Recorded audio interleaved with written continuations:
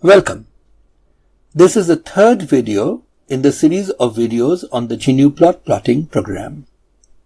In the first video, we have seen how to use gnuplot to plot graphs of functions, and in the second, we have learned how to use gnuplot to plot graphs from data which are already in a file.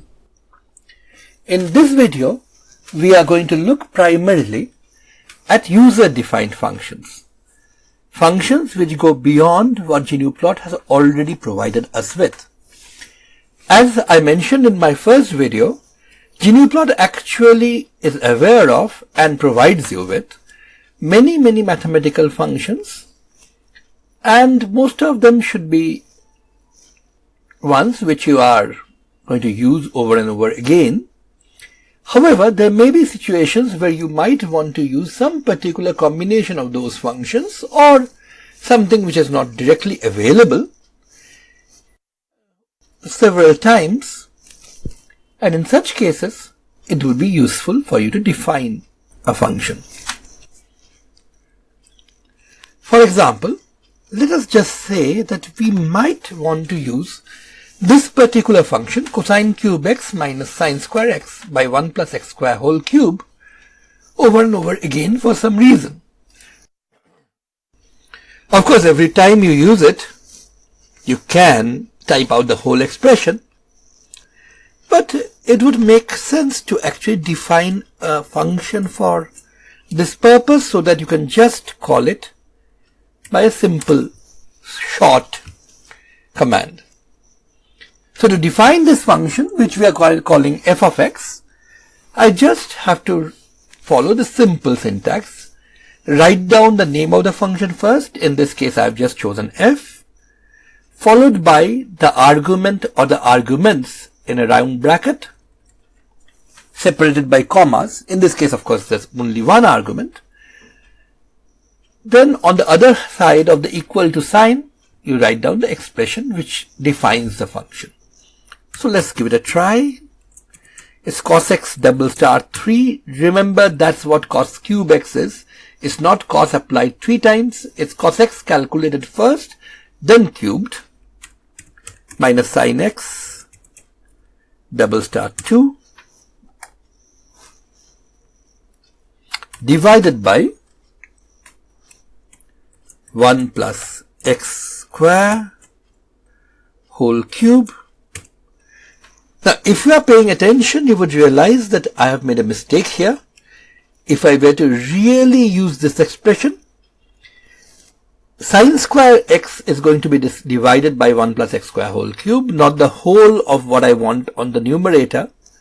This is because in gnuplot, as in ordinary mathematics, division takes precedence over subtraction. So the division will get done first, and the result of the division will be subtracted from cos x cube. The way to prevent that, of course, is once again exactly the same as in ordinary mathematics. I need to put in a bracket to group the whole thing together. So the numerator is put in a bracket, and you then divide it by 1 plus x square whole cube. And now the definition is done. If I want to check whether this is right, I can try printing out the value of the function for some simple argument for which I know the answer.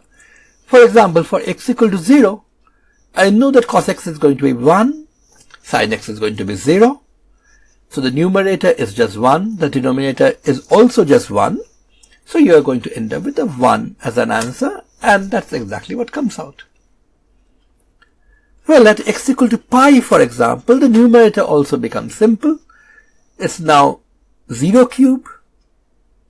minus 1 whole cube minus 0 square. So that's minus 1 for the numerator. However, the denominator is 1 plus pi square whole cube, which is quite a complicated number. So to check, all I have to do is use this f of pi in a gnuplot expression like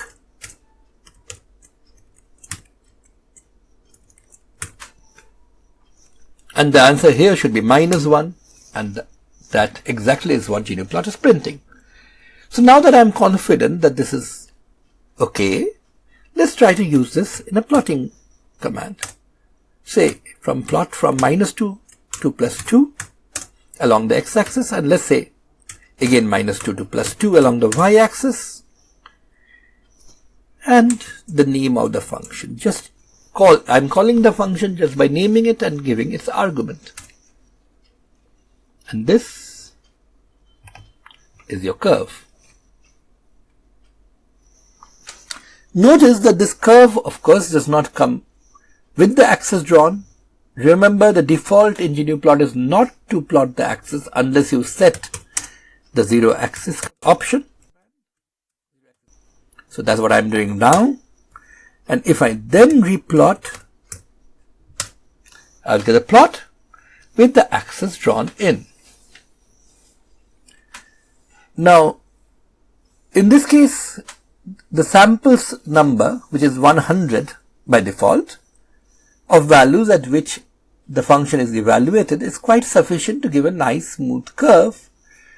But more in the interest of the curves that are going to come in the rest of the video, I'm going to increase the sample size by using the set samples command, and I'm going to set the sample size to 10,000.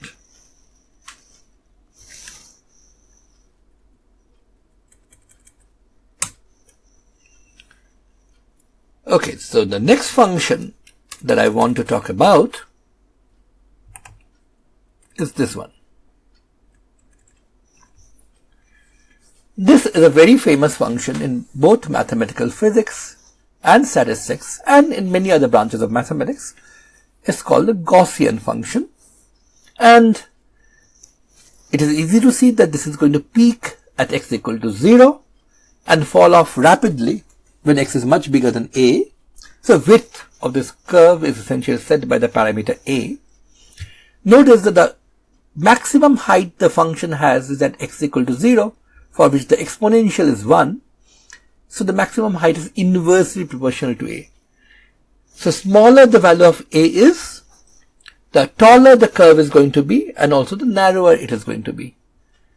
This actually is pretty easy to understand if you consider the fact that the integral of this function from -infinity to +infinity, that is the total area under this curve, is always equal to 1 irrespective of what the value of a is. So as a becomes smaller, the curve gets narrower and taller. So to define this function, which has two arguments, I just have to name the function and then type in the two arguments, and I will use the inbuilt exponential function from gnuplot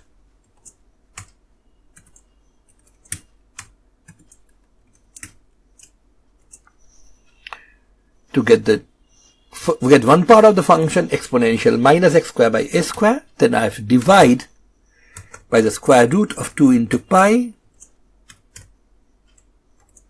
multiply that by a, and remember to put the entire thing in the denominator inside a bracket, because otherwise the division, which is on the left, will get done first and the multiplication by a will be done afterwards, which means that a would have ended up in the numerator, not in the denominator as it should be. The bracket, of course, prevents that. So now that I have defined the Gaussian function for two arguments, x and a, how would I plot this? Well, I could just use plot, let's say from -2 to +2, Gauss x comma a, and if I do that, I'm pretty sure most of you are expecting that I will get an error message. Actually, I do get an error message here.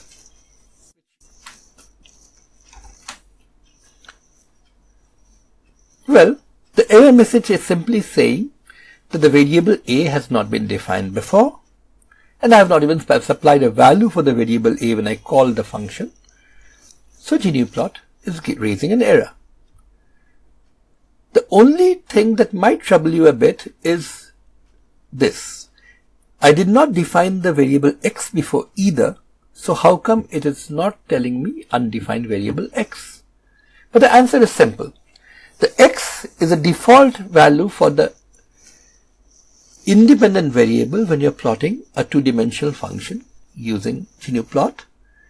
And there the values of x that are to be taken is decided by the x range, which is either specified, as in this case, to be from -2 to +2, or the default value, which is -10 to +10. And the intermediate values are defined or are decided from the value of samples. So in this case, gnuplot knows exactly what x values to use, and that is why it is not complaining about undefined variable x. So how do you remedy that? One way is to define, say, a equal to 1 first and then call cos xa, or you could simply say cos x1. And this will give you the so-called normal curve or the bell curve, which is peaked at 1/√2 pi and it drops off on both sides rather rapidly. Of course, to see that the curve really gets narrower and taller as a decreases, it would be a good idea to plot this for several values of a. So this is 0.5 and then Gauss x, 0.1. Remember, all the different curves that we are going to plot together must be separated by commas. That is, each function call has to be separated by a comma. And now that I've done it, I get a graph which has 3 curves. The purple curve, as the legend is saying, is for Gauss x, 1, which is of course quite wide, and because of auto scaling now it has become quite short. 0.5 is higher, actually twice as high. 0.1 is actually 10 times higher and also 10 times narrower. So for those of you who are familiar with the mathematical physics subject, you would realize that this is actually a way in which, one of the ways in which one can approach the topic of a Dirac delta function. As a gets smaller and smaller, the curve gets narrower and narrower until in the limit a goes to 0, which frankly does not really exist, the function becomes infinitely tall and infinitely narrow. A function which vanishes everywhere other than at x equal to 0, but still has an area under the curve of the function, which is 1. So, moving on, we will next talk about a kind of function which would be very difficult to define or plot without a special tool. This is a kind of function which is defined piecewise. That is, it has different expressions over different pieces or ranges of the interval for x. So for example, this is a very famous function, the step function, which is +1 when x is greater than or equal to 0 and -1 when x is less than 0. How do you define a function like this? By the way, I am reasonably sure that such a function must be already predefined in gnuplot, but rather than look for it or look up the web for it, I will just define a function myself to show you how this is done. Now, to define a function piecewise, what I will have to use is something called a ternary operator. And it's better to understand this from an example rather than an explanation. So let me just step right in and work it out. So step, then the argument x comes in a bracket, then you write the equal to as you would always do. Then comes the important part. What I do is ask, is x greater than equal to 0? And of course, when I'm asking a question, there has to be a question mark. And then there are two possible answers to this question, either yes or no. If the answer is yes, I want +1 to be the returned value. If the answer is no, I want -1 to be the returned value. So notice what I am doing is I'm asking a question by using the question mark operator, and then I'm specifying the values to be used if the answer is yes and if the answer is no, separating them by a colon. So this question mark colon combination is what is called the ternary operator in gnuplot, and this ternary operator actually is what you use whenever you want to define a function piecewise. So this is really quite simple. You ask a question. If the answer is yes, the first part after the question mark is done. If the answer is no, what gets done is what is after the colon. So to see that this has worked out right, let's just try plotting over the default x range, but with a y range of say -2 to +2, this function step of x. And this is what the function turns out to be. It is -1 whenever x is less than 0 and +1 when x is greater than or equal to 0. This vertical line is simply because gnuplot by default samples this x interval, in this case in 10,000 points because that's the value of samples, and by default joins them with straight lines. So that's why you had a point down here very close to 0, another point up here again very close to 0, and they've been joined by a nearly vertical line. So nearly vertical that it looks like vertical on the screen. Can we define more complicated piecewise functions this way? Of course we can.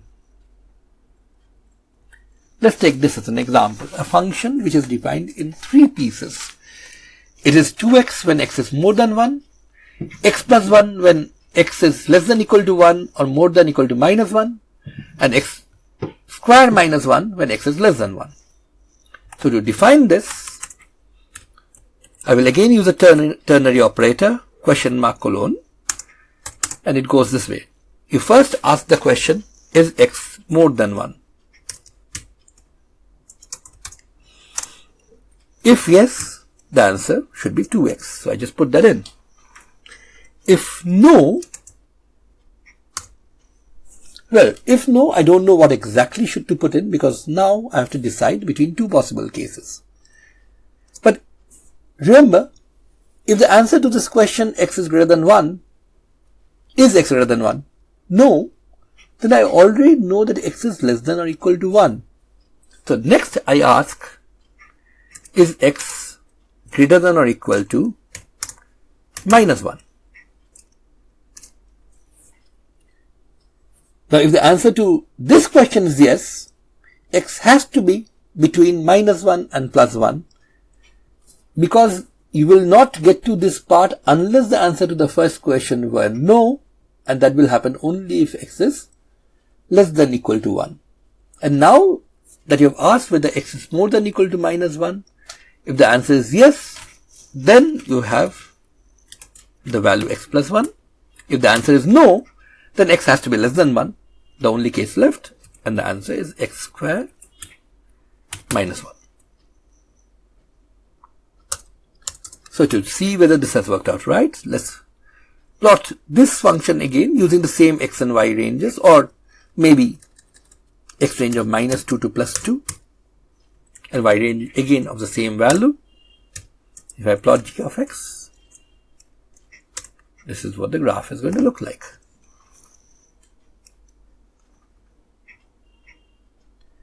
One problem is if I use a y range of -2 to +2, I can't really see the whole behavior, so let's just use auto scaling on the y range. So notice this is the value, namely x plus 1 in the interval between -1 to +1. At +1, there's a kink because the functional form has changed. We've chosen the function to be functional pieces so that the overall function is continuous, but the derivative is not, so you get a steeper slope here, and on this side, once x is less than -1, you get a parabolic curve, x squared minus 1. So this is essentially how you use a ternary operator. Now actually the ternary operator is very, very useful, and it can be used for other purposes as well. Just to show you one such highly non-trivial purpose. let us recall from mathematical physics the definition or the recursion relation for what are called Legendre polynomials. If you do not know what Legendre polynomials are, don't worry, you don't really need to know them in any great depth to understand this. All you need to know is that you define the Legendre polynomials as solutions of some differential equation, as polynomial solutions to some differential equation, but they satisfy a recursion relation.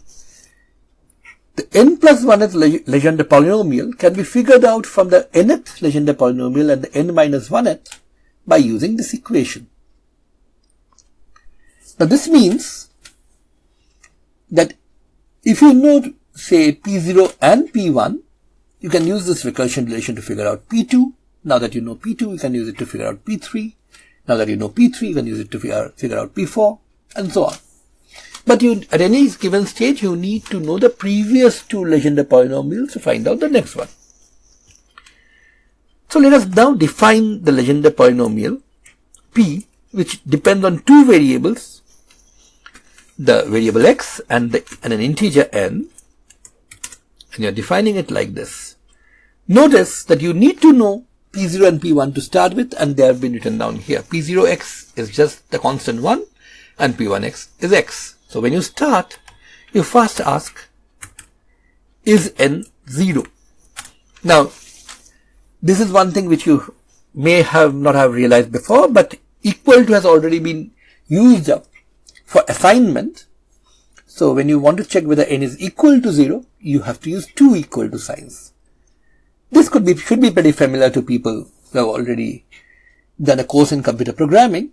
In most programming languages, equality is written by double equals. So if the answer is yes, you return 1.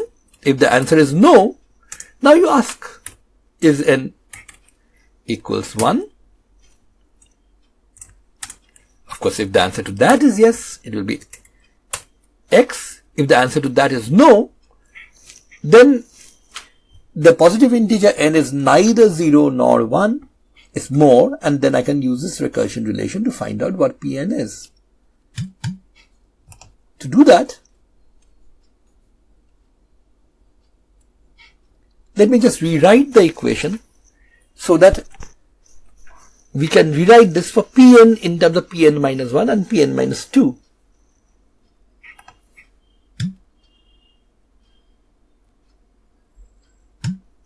Oh, sorry, I just hit the arrow key in the wrong place so that whatever I typed out for P and X, Px comma n has gone away.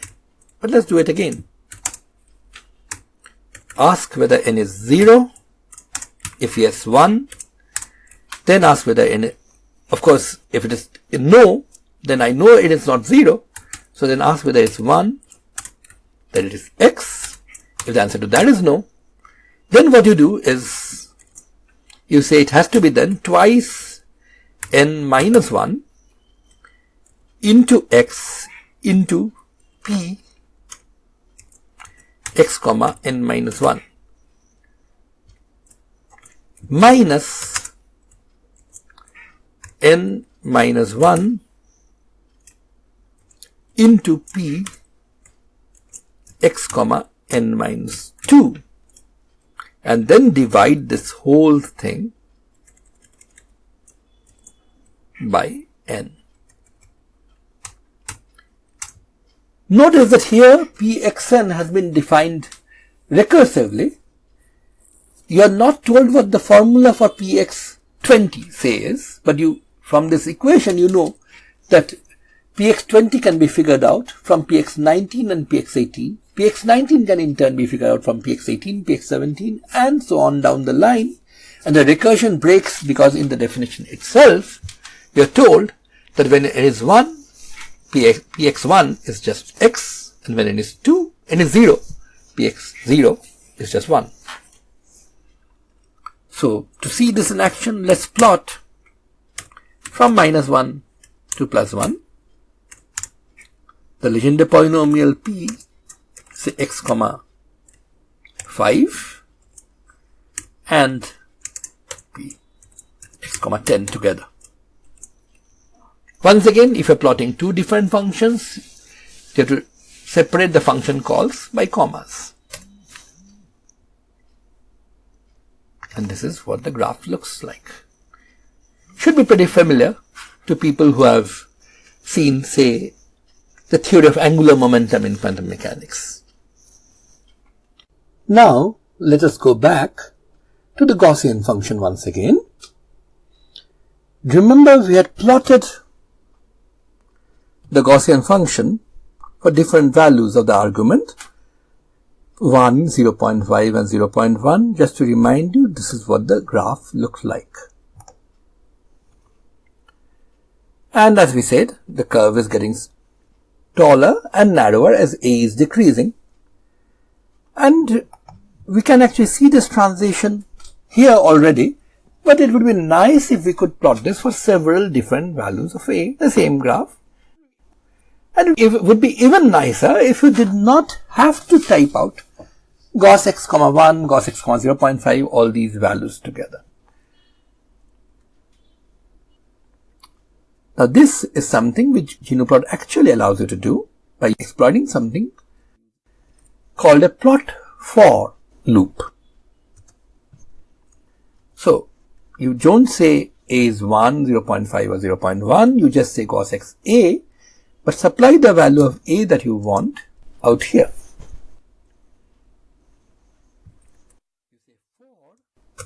You say plot, give the x range, minus 2 to plus 2, then you say for, and then say a in. Now if you want these three values, which you want just these three values, what you would do is you could write 1.0, 0.5 and 0.1 in a string that is within quotes but separated by spaces.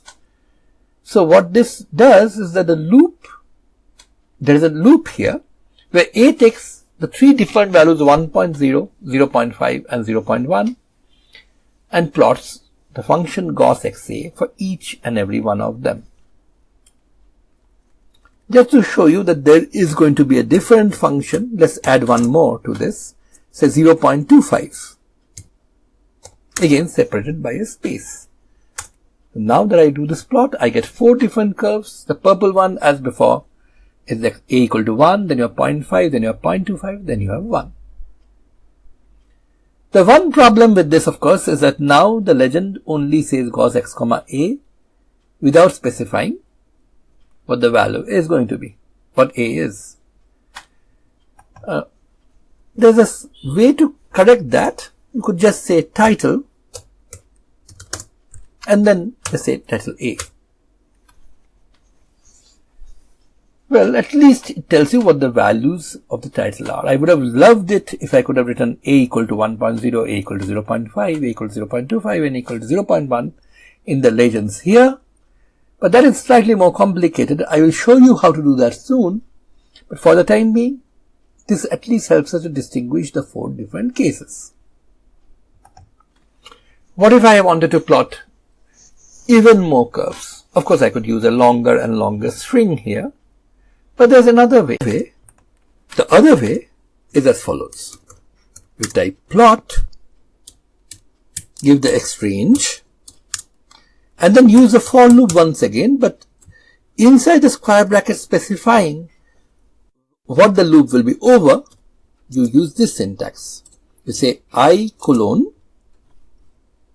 give a starting value for I, this has to be an integer, it will work only for an integer, and a final value, and then say Gauss x, 1 by I. So what should happen is I should take values 1, 2, 3, 4, right up to 10. For each of them I should get a curve and I should really get 10 different curves. Well, if you look at the legend, it's actually telling me that I have 10 curves. But what I can see on the screen is only one curve. And the reason for that is that I have made a mistake out here. To understand what that is, let's see what 1 by I actually does for me. If I use different values of I, for example, 1 by 1 is of course 1. But 1 by 2 is actually 0. Now, why is that the case? Because when you have two integers, the operator slash put between two integers actually means find the quotient. That is, find out how many times does 2 go in 1, which of course is 0. 2 does not go in 1 even once. And the same goes for each and every further value of I. 1 by I for any value of I more than 1 works out to be 0. And if a is 0, then the Gauss function as defined simply cannot be calculated. And that is why gnuplot has refused to plot any of the other 9 curves. The way out is to prevent this so-called integer division, which is actually not a bug, it's a feature. But it becomes a bit of an annoyance for people who are seeing this for the first time. You have to realize that to calculate the ratio, which is what you want, what you need is at least one or both of the entries has to be a floating point number, a number with a decimal point. So all you do is write 1 point, which makes it a floating point number, divided by I, and now you can see 10 different curves, each taller and narrower than the previous one, being plotted. And of course I can actually go further and further, I can make I even larger, go over a larger range, say go up to 30, let's say. But let's say I don't want to plot all 30 curves. I can take a step of 5, so this will be plotted for I equal to 1, 6, 11 and so on. Of course the width will be 1 by 1, 1 by 6, 1 by 11 and so on. And you can see the final curve is actually even narrower and taller. It doesn't really look taller basically because it has auto-scaled. But you will realize that the scale earlier was a lot smaller. This is a much taller curve than the previous value. It would really be nice if I could write an appropriate message here, and we will talk about how to do that in a later video. Now that we have seen a use for the for loop in plotting functions, let us show that there are other places where loops can also be used. One such place is actually very useful. It's in the sum function. So just to illustrate an usage, let me bring up a function for which we will use this. So this is something which should be pretty familiar to all of you. This function 1 by 1 minus x on the left equals the sum of this infinite geometric series on the right. Of course, the series converges only for mod x less than 1, but where it converges to 1 by 1 minus x. This follows from the simple theory of geometric series that you all studied in high school. The next line is simply a more sophisticated way of writing this. Limit as n goes to infinity of the partial sum from 0 to n of x to I. From high school calculus, you would know that an infinite series really is not a sum of infinite number of terms. You simply cannot add an infinite number of terms. But what you can always do is form a partial sum of the first n terms, form a sequence with these partial sums, and ask whether this sequence of partial sums has a limit. If it has a limit, then that limit is defined to be the sum of the series. So in the final line, we have just defined our partial sum s and x to be the same as this sum. To see how these partial sums actually approach 1 by 1 minus x, let me first define s and x for you. Remember, s and x is just this sum, I going from 0 to n, x to I. And to define such a function, what I need to do is x name of the function s followed by x comma the argument n, and then I use the sum command of gnuplot, which uses the loop structure in the same way as before. You say I equal to, give the starting value 0, give the finishing value n, and then you just give the function to be summed up. This is how you define the sum from I equal to 0 to I equal to n of x to I to be the function s x comma n. Now that we have done this, let's take a look. Say if we were to plot s x comma 10, let's say the 10th partial sum. Actually it's the 11th partial sum, counting starting at 0, but that's a small matter anyway. In order to compare with the final sum, let's also plot the sum 1 by 1 minus x, and let's do the plotting between, say, x going from minus 2 to plus 2. And just because we know that at x equal to 1, at least 1 by 1 minus x will diverge, and autoscaling will be a nasty thing to use for that, what I will do is I will use an y range, let's say, also from minus 2 to plus 2. And let's see what the function looks like. Okay, I've made a mistake. I've put in an extra square bracket here. Let's get rid of that. Now this is what the graph looks like. Notice that in between minus 1 and plus 1, Sx10 follows the green curve, which is 1 by 1 minus x, rather well. Beyond that, Sx10 is actually blowing up in the positive direction, whereas, as we know, 1 by 1 minus x, as you go to larger and larger negative values of x, should become smaller and smaller. And we have, of course, completely missed this branch here. Right? The Sx10 is going to keep on climbing up further and further. This other branch after the singularity will simply never be there. That's understandable because the power series, of which this is only the 10th partial sum, will actually approximate 1 by 1 minus x only in the region between minus 1 to plus 1. Beyond that, it should not really match, and that's exactly what's happening. But it would be interesting to see how successive terms come closer and closer.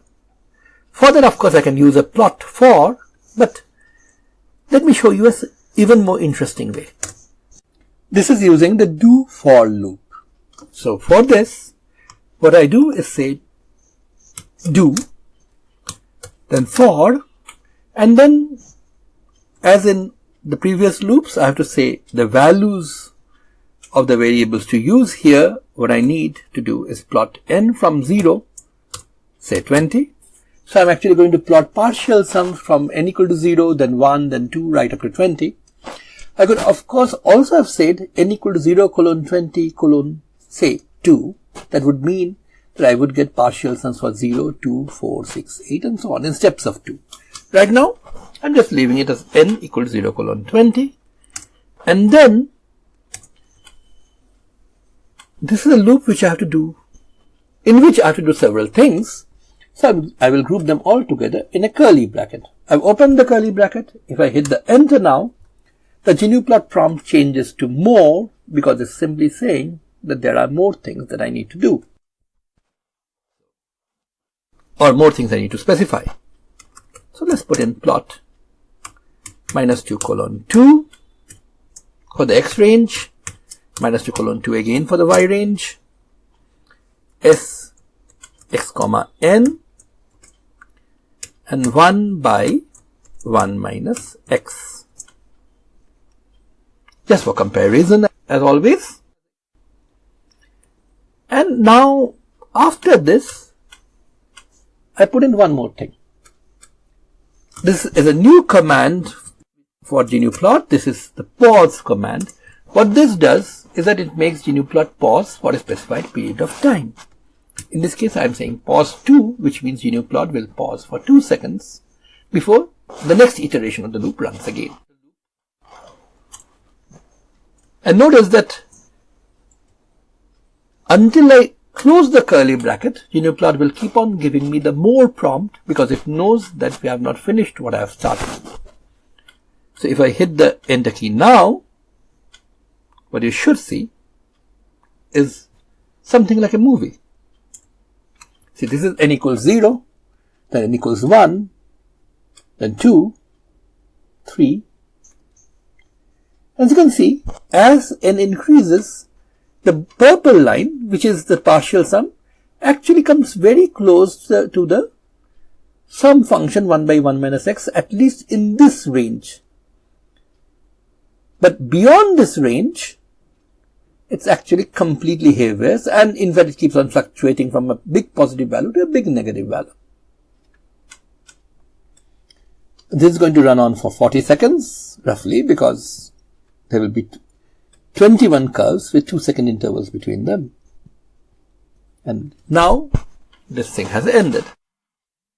Just to show how useful this can be, let me just show you how to plot another sum for different values of n again. And this is a function which I have called SQ for reasons which will be pretty clear to you once you see the graph in action. And it is this sum. Some of you may already realize what the sum is. If you don't, just wait till you see what comes out. So once again, I will define it using the two arguments x and n. And I will use the sum command once again. Just as before, it will be a sum from I equals 0 colon n. So starts at 0, goes up to n in steps of 1.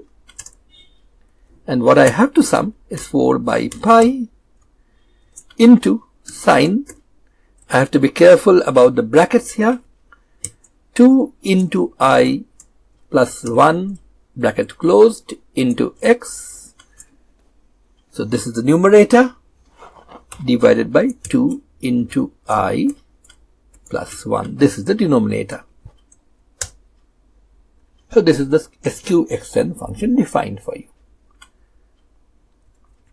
Let's just plot again the first 20 iterates of this, and I will just bring back the original commands. No point typing the whole thing again. But the plot command is going to be just plot over the entire default range. So empty square bracket, but I want y to be from minus 2 to plus 2.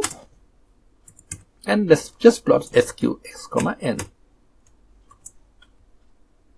And once again, because I don't want the graphs to actually follow in quick succession, I will put in a pause 2. And this is what I'm going to see.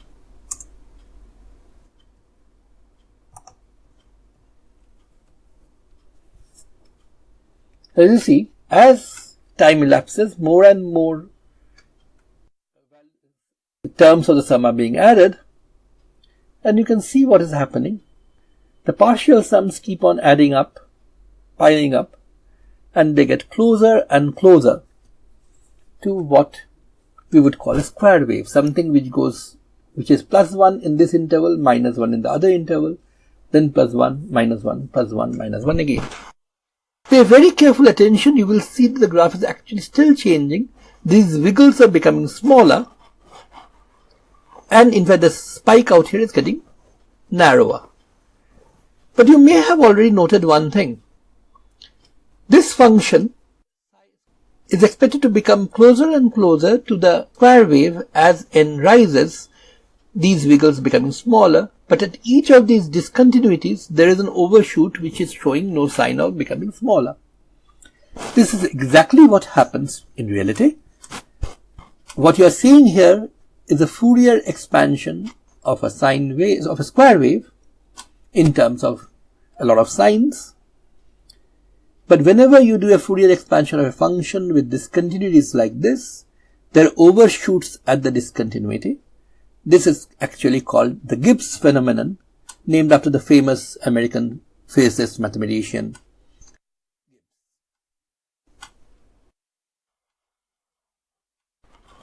We will see many more new things in coming videos, but for the time being, goodbye and happy gnuplotting.